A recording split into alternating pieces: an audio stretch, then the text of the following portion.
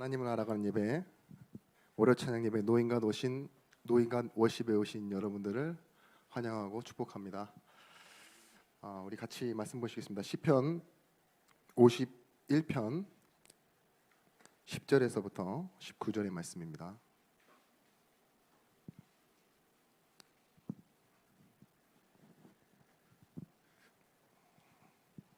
죄송한데 모니터 조금만 올려주십시오.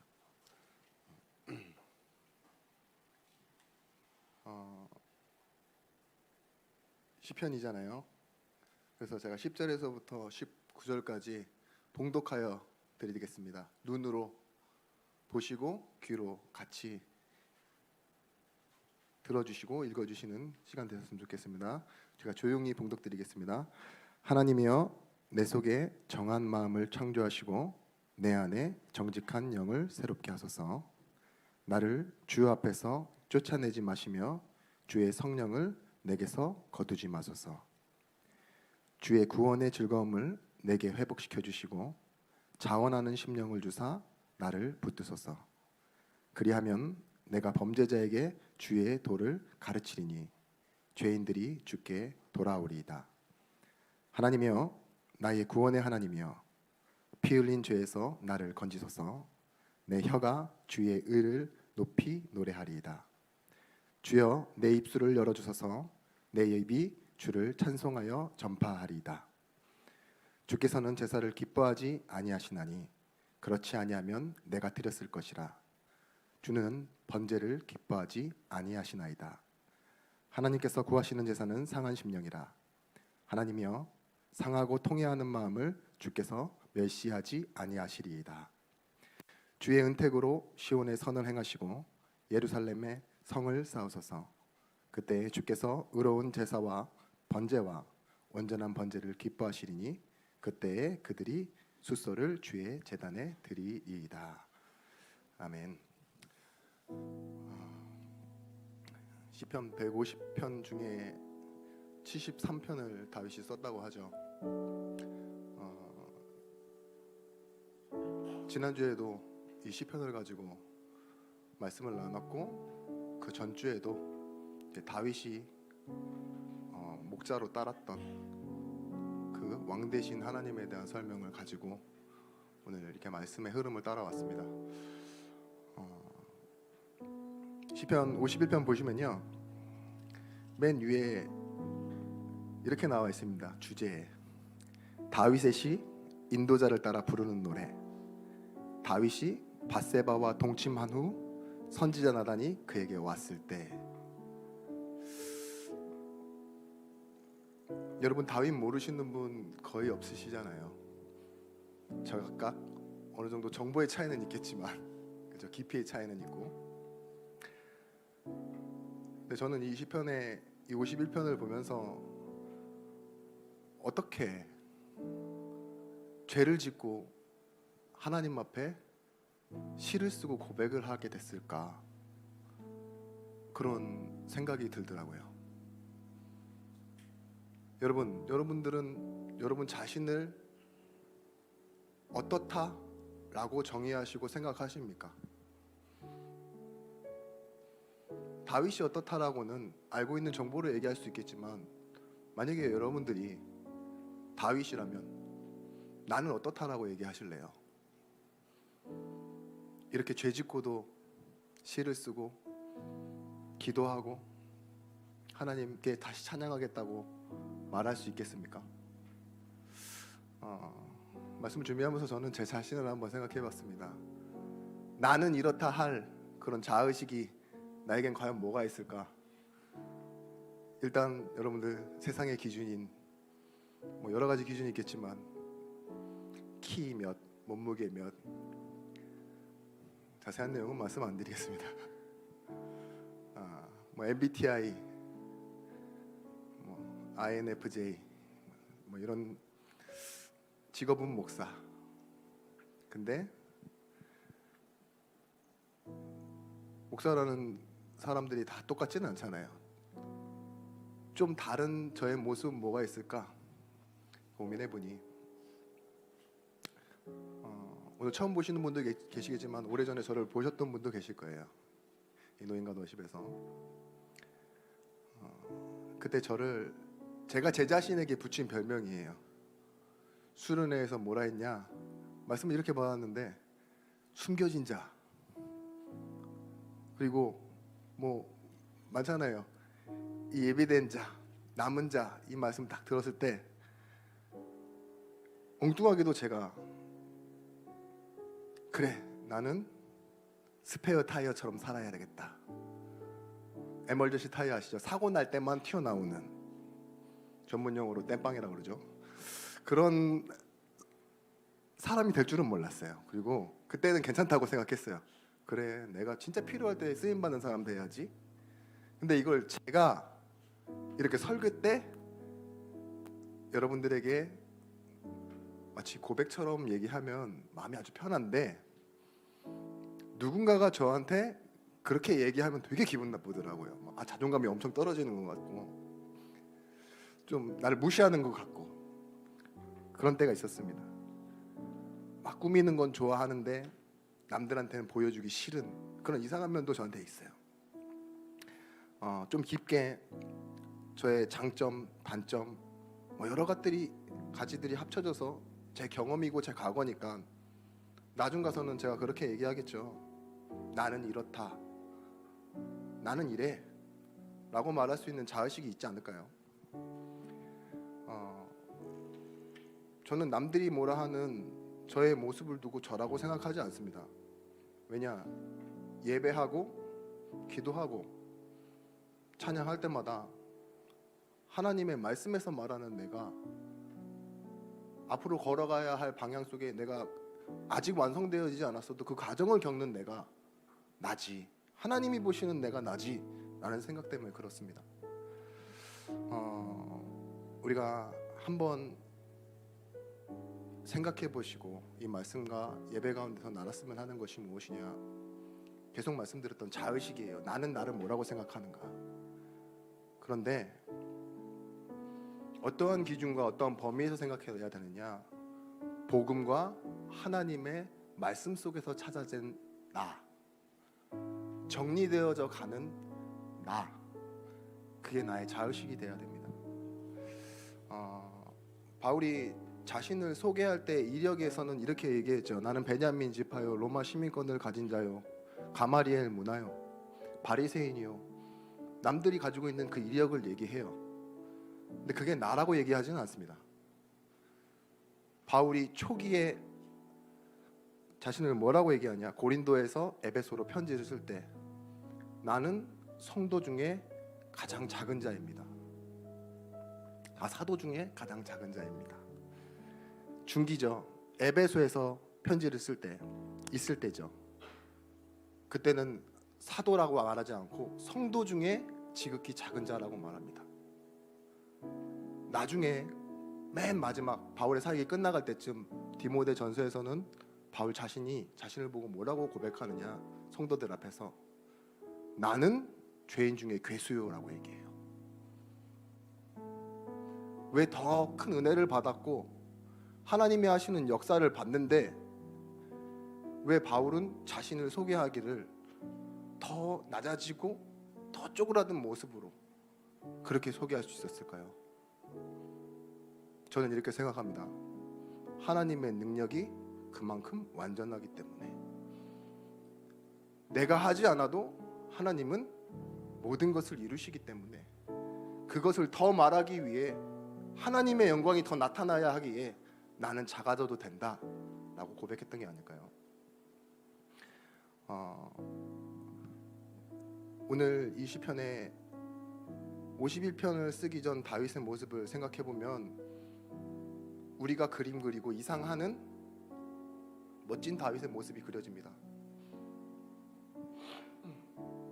어떻게 17살이라는 나이에 그 군대에 있는 많은 사람들이 나서지 못하는데 나아가서 골리앗과 싸울 수 있었겠습니까?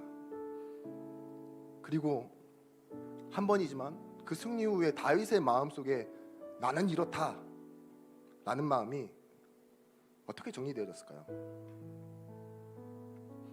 목동이었죠. 그렇지만 하나님의 사랑하심을 받고 인도하심을 받는 다윗. 왕이 자신을 죽이려고 창을 2번이나 던져냈는데 그때마다 다윗은 용서해내요. 얼마나 멋있습니까? 사람들도 잘 챙기고 수많은 전쟁을 겪으면서 자기와 친하던 사람 죽어가는 모습도 봤고, 때로는 사람을 얻기도 하지만 잃기도 했던 그 다윗 자신의 자의식에는요, 그래도 나는 하나님의 사람이라는 그런 자신감과 그런 담대함은 있었을지 몰라요. 근데 한 인생이지만 오늘 다윗의 자의식에는요, 제가 더 마음이 가는 다윗의 모습이 들어있어요. 비록 왕이 되었지만 자신의 충신인 이 바세바를 우리아를 죽이기 위해 미필적 고의로 살인을 저지르잖아요. 군대 장관 요압을 시켜서 맨 앞에 가서 죽이고 자기가 잘못했던 일을 덮으려고 합니다. 그런 모습이 영웅적인 모습을 그려낸 다윗의 삶에 있었다니까요. 근데 더 중요한 거, 자기가 자기를 몰라. 뭐라 합니까? 나단 선지자가 와서 비유를 들어서 얘기하니까 그런 놈이 어디 있냐, 내가 가만두지 않겠다라고 얘기하는데 그게 당신이라고 했을 때 놀래잖아요. 이게 나라고? 인정하기 싫은 자신의 모습이죠. 그런데 뭐라 하죠? 오늘 고백이에요. 하나님, 내게 정한 마음을 주세요. 나를 새롭게 하세요. 나를 용서하시면 내가 죄 지은 사람들 앞에서 내가 하나님의 법도를 가르칠게요. 하나님은 의식적으로 행하는 제사를 원하지 않고 상한 심령을 원하시고 하나님 찾는 걸 원하시지 않습니까?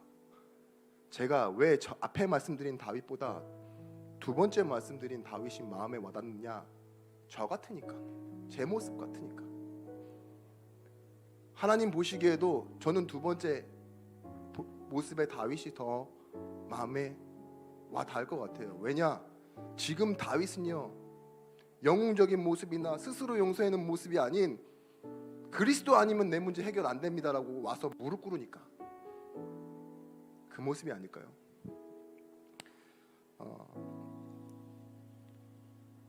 우리가 세상에서 듣는 메시지가 있습니다. 의지를 북돋는 메시지. 뭐가 있죠? 광고에 많이 나오죠. Just do it, 나이키. 당신 할 수 있습니다. You can do it. 할 수 있으면 그리스도가 필요 없잖아요. You cannot do it. 나는 할 수 없어요. 근데 오늘 앞에 찬양했던 것처럼 뭐라고요? 그리스도가, 예수가 나의 목자 되시기 때문에 나는 부족함을 모릅니다. 이게 나의 자의식이 되는 거예요. 나는 더 이상 원하는 게 없습니다. 여러분, 우리가 응답의 확신이라는 말은 응답 받을 것을 믿는 게 응답의 확신이 아니죠. 여기 계신 분들 중에 주유소가 많다고 기름 넣어야 되겠다라는 생각 해보신 분 계세요? 주유등에 불이 들어올 때예요. 내가 느낄 때 이게 필요하구나라고 느낄 때. 병원이 많다고 병원 가지 않잖아요. 내가 아플 때 병원을 찾는 거고, 교회가 많다고 해서 믿어야겠다는 생각, 주변의 분위기가 은혜 받는다고 해서 내가 은혜 받아야겠다는 생각이 안 듭니다. 내 자식 속에 나는 그리스도가 필요한 사람이구나 라고 깨달아져야지만 오늘 뭐예요? 내 입술의 고백에서 그리스도를, 복음을 찾게 돼 있는 것입니다. 여러분, 예배가 그런 것입니다. 하나님의 말씀을 듣고 내가 누구인지를 깨닫고 삶의 현장과 예배로 돌아와 기도를 할 때 그리스도가 필요합니다. 이걸 구하며 찾고 나아가는 인생. 그러면 우리의 자의식은 어떻게 되느냐? 과거에는 하나님 모르던 죄인이었으나 오늘은 뭐예요? 하나님과 함께하는 의인. 미래는 하나님이 함께하는 것을 가지고 하나님께 영광 돌릴 증인. 죄인이 의인되고 의인이 증인된다니까요. 이것이 우리 인생 속에 들어있는 응답입니다. 여러분, 다른 사람과 세상과 비교하는 나 말고 하나님이 보시는 나, 자녀요, 성도요, 전도자, 이걸 알고 있는 사람이 가지고 있는 자의식을 또 다른 말로는 확신이라고 합니다. 그럼 두 번째로, 이 확신을 가진 사람은 과연 무엇이 능력이겠습니까? 저는 이렇게 말씀드리고 싶어요. 하나님의 시간표 속으로 들어가는 게 능력입니다. 노력과 공로를 가지고 우리가 구원받는 거 아닙니다. 구원을 명제로 받아들이는 사람이 있어요. 그래, 내가 예수 그리스도를 믿겠다, 이제는 알아가겠다, 그런 명제가 아니라요. 구원은요, 실제적인 영적 영역의 변화가 일어나는 겁니다. 먼저는 우리의 호적, 뭐예요?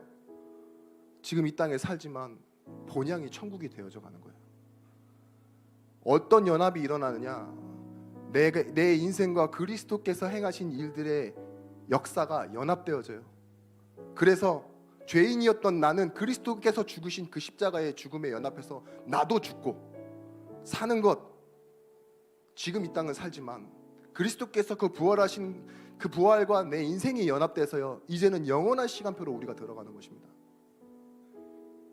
시냇가의 신문나무가 시절을 쫓아 열매를 맺는다 그랬잖아요. 시냇가의 신문나무예요. 자란 나무가 아니라 하나님이 옮겨 놓으셨는데 뭐예요? 잎사귀가 마르지 아니함 같이 계절을 따라 시절을 따라 시간표가 될 때 응답받는 것, 그게 구원이고 우리가 가진 영적인 호적이고 변화입니다. 성령이 우리 안에 영원히 거하신다라고 요한복음 14장 20절 말씀에 이렇게 얘기합니다. 그날에는 내가 아버지 안에, 너희가 내 안에, 내가 너희 안에 있는 것을 너희가 알리라. 로마서 4장 6절 말씀에 일한 것이 없이 하나님께 의로 여기심을 받는 사람의 행복에 대하여 다윗이 말한 바, 이렇게 얘기해요. 다윗의 말을 바울이 인용해서 로마서에 쓰고 있을 때 뭐라고 했어요? 일한 것이 없이 보상을 받는데요. 그게 칭의입니다. 그게 행복이랍니다. 조금이라도 일해보세요. 남들보다 더 받고 싶지. 그게 뭔지 아세요? 은혜의 반대말, 보상. 내가 가진 것과 바꿔주세요, 거래. 이런 거 있잖아요. 사람들은 은혜의 반대로 살아갑니다. 내 것을 가지고, 내 시간을 가지고, 내 재능을 가지고 이 땅을 살아가려고 한다니까요. 예배자는 뭐 하는 거죠? 못난 것, 잘난 것, 버려진 시간, 아니면 내게 귀한 시간 다 예배 앞으로 가져와서 하나님의 시간표 속으로 들어가는 거예요. 사도행전 27장 말씀에 유라굴로 태풍 만날 때 그 모습이 저는 딱 보이는데요. 제가 실제 봤다는 건 아닙니다. 생각해 볼 때 바울이 뭐라 얘기하죠? 나는 안 갔으면 좋겠다라고 얘기하는데 싹 무시당하잖아요. 그리고 사람들이 가자는 시간표에 가게 돼요. 근데 그 사람들이 가자고 하는 방향으로도 가지 못합니다. 웃기죠? 내 뜻대로도 안 되고 사람들 뜻대로도 안 돼. 근데 어떻게 돼요? 하나님의 시간표대로 되잖아요. 그게 우리의 인생입니다. 여러분, 세상과 사람을 따라가지 말라. 로마서 12장의 마음은 그 본받지 말라는 의미가 무엇이냐? 말 그대로 본을 받지 말라는 거예요. 사람을 기준 삼고 세상을 기준 삼지 말라는 거예요. 너희는 내 백성이니 뭐예요? 내 말씀대로 살아라, 이렇게 얘기하시는데 세상의 틀에 끼워지면 뭐가 됩니까? 그 틀에 찍혀 그 모습이 나와요. 붕어빵에 붕어빵 딱 틀 찍히듯이 세상의 기준에서 너는 이래, 너는 못났어, 너는 잘났어, 너 좀만 더 하면 인정받을 거야, 그런 틀에 찍혀 상품화되지 마시라고요. 우리는 어떤 사람입니까? 하나님의 자녀. 그래서 여러분의 시간표는요, 줄 서서 얻는 시간표가 아니에요. 선착순 절대 아닙니다. 하나님의 능력의 시간표 속으로 들어가는 거예요. 내가 연약할수록 뭐예요? 부모는요 나에 대한 사랑을 끊지 않으시죠. 더 오히려 직원은 자르겠지만 하나님의 의가 뭐냐? 관계예요. 내가 하나님과의 관계 속에 의로 남아있기 때문에 하나님은요 내가 없는 동안에도 하나님은 자신의 의무와 관계를 유지하기 위한 의무를 성실히 수행하고 계십니다. 창세기 50장 20절 말씀, 당신들은 나를 팔았고 나는 그것을 겪었고, 그런데 하나님 뭐라고 해요? 끝을 선으로 바꾸셨다고 그러잖아요. 13년입니다. 원인을 네가 제공해서 나는 그걸 겪었어. 잡혀갔다가 감옥 갔다가 그리고 나왔지. 근데 뭐라고 해요? 끝을 선으로 바꾸셨대요. 여기에 중요한 게 뭡니까? 인과관계가 아닙니다. 당신과 내가 중요한 게 아니라 무엇이 개입되어 있어요? 하나님의 계획, 하나님의 시간표. 아볼로는 물을 주었고 나는 심었다. 그런데 중요한 건 뭐냐? 오직 자라나게 하시는 이는 하나님이시니라. 저 사람이 뭔가를 시작했고 나는 과정을 겪어가고, 그러니까 무엇이 더 중요하다 말할 수 있는 게 아니에요. 이 모든 것은 뭐예요? 하나님의 시간표 속에 있는 거예요. 마지막으로 우리 출애굽기 33장 14절 말씀에 모세가 그렇게 얘기합니다. 사흘 길을 이르면 가는 그 길을 40년 걸어놓고서도 광야에서 이미 자신은 도망자로 40년을 살았으니까 80년을 그 광야에 있었으면서도 뭐라고 하세요? 모세가 하나님이 함께 가시지 않으면 모든 것이 준비되어 있고 앞으로 가서 다 잘 된다고 할지라도 그건 의미 없는 겁니다. 바로 깨달은 거죠. 우리가 그런 사람입니다. 우리 인생이 성공해야 행복한 인생입니까? 핍박받으면 너무 어렵고 가치없는 인생 되어지는 거예요. 그렇지 않죠. 사람들이 말하는 적당한 때, 그게 하나님의 시간표 아닙니다. 사람들이 말하는 가치 있고 행복하다라고 말하는 삶, 그거 하나님이 보시는 가치 아닙니다. 우리에게는요 보이지는 않지만 오늘도 보혜사 성령, 보호하시고 은혜로 가르치시는 그 하나님의 성령이 예수의 죽음과 부활 이후에 우리를 계속 언약으로 주도적으로 이끌어 가고 계십니다. 그게 여러분입니다.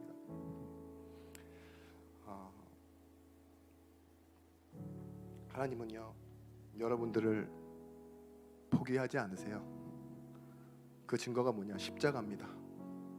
십자가를 Passion of Christ 이렇게 얘기하죠. 하나님의 열정이라고. 그 열정이 발생된 곳이 어디입니까? 하나님의 사랑이잖아요. 근데 그 사랑 때문에 열정을 가지신 그분께서 그 열정 때문에 십자가로 가시는데 종의 형체를 가지사 비난받고 조롱당하고 외면당하고 거절당하는데 거기서 뭐라 하세요? 개의치 않으시고 오히려 기뻐하셨대요. 죽기까지. 포기하지 않는 하나님의 사랑. 그 십자가가 결국은 우리에게는 뭐예요? 심볼이 아니라 하나님의 의지로 보여져야 돼요. 자, 그러면 우리의 자의식 속에는요 내가 하나님의 시간표 속에 살아가는 것을 알아야 돼요. 그 하나님의 시간표 안에는 무엇이 있느냐? 줄서기가 아니라 하나님의 뜻과 의지가 들어있다는 걸 우리는 알고 회복하며 살아가야 되는 겁니다. 그 십자가의 사랑은요 시대와 역사를 따라와서 하나님의 계획된 약속을 이루기 위해 우리에게 언약으로 다가왔습니다. 그걸 믿는 게 언약 붙잡는다고 하는 거잖아요. 나를 따라왔어요. 십자가에서부터 지금까지 지치지 않고 그 시대를 흘러 나라를 넘어 선교와 전도를 통해 우리에게 왔다니까요. 이걸 믿는 여러분의 때, 그 오늘은 하나님 보시기에 진짜 축복된 날입니다. 우리 한번 같이 기도했으면 좋겠습니다. 빌립보서 1장 6절 말씀, 너희 속에 착한 일을 시작하신 이가 그리스도 예수의 날까지 이루어 가신다 했어요. 이루어라 하지 않으시고. 우리 그래서 이렇게 기도했으면 좋겠습니다. 하나님, 훌륭하지 않은 아브라함 한 사람 부르셨지만 모든 세상을 살리는 그 시간표를 준비했던 것처럼 하나님, 내가 이 부르심을 가지고 남은 일평생을 하나님의 시간표 속에서 살아가기 원합니다. 우리 도망자였던 모세가 하나님의 말씀 받고 광야에서 이 애굽으로 들어갈 때 출애굽이라는 역사가 일어났던 것처럼 하나님, 우리 예배와 내가 속한 교회와 내가 섬기는 목회자와 중직자들, 함께하는 우리 가정에 이렇게 하나님의 시간표 속으로 다 같이 들어가는 참된 응답을 받는 우리들의 시간표를 하나님께서 허락해 주시라고. 내게 능력 주시는 자 안에서 내가 모든 것을 할 수 있다 말했던 바울처럼 내 의식이, 내가 나를 보는 그 시선이 이제는 복음 앞에서 정리되어지기 원합니다. 우리 한번 같이 기도하도록 하겠습니다. 기도하겠습니다. 하나님, 우리가 예배 앞에 나와왔습니다. 이 속에서 하나님이 보시는 나를 찾아내게 하시고, 나를 버리고 나를 살리는 그 응답의 시간, 우리가 하나님이 원하시는 단을 쌓는 시간이요, 예배하며 찬양하며 기도하는 시간이 되어지기를 원합니다.